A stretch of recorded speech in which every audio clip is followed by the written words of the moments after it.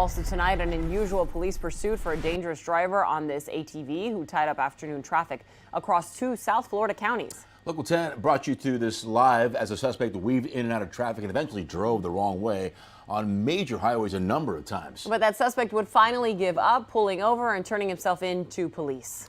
Local 10's Roy Rain was joining us live from Lauderdale Lakes with where it all ended and how this all started. Roy.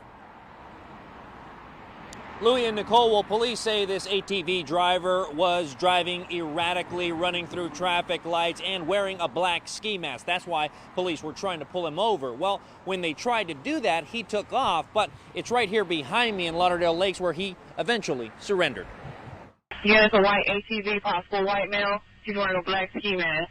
Sky 10 up above as law enforcement began to pursue the rider of this white ATV. After police began to receive calls, he was driving reckless, running red lights, disobeying traffic laws when police say he should have never been using the all-terrain vehicle on public roads to begin with. Once he is stopped, you are authorized to run a tube to apprehend him. But for hours, that driver clearly had no intentions of stopping.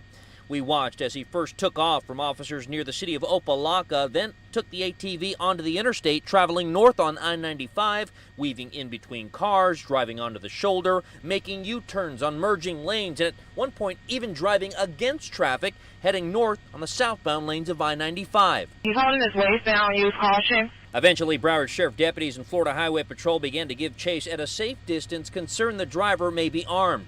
As he exited onto Sunrise Boulevard, then headed north on Northwest 31st Avenue.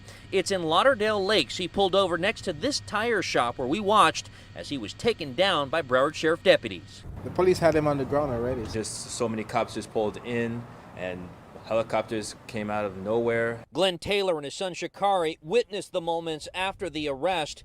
As that suspect was then placed in the back of a state trooper's cruiser, we watched as he was hauled off the Broward County Jail. Shocking, but impressive of how policemen did their jobs. And that suspect still in the process of being booked into the Broward County Jail. Right now we're working to find out who exactly he is and what charges he will be facing. As soon as we get those details, we will be sure to let you know. But the good news in all of this is that there were no reported injuries. For now, here in Lauderdale Lakes, Roy Ramos, Local 10 News.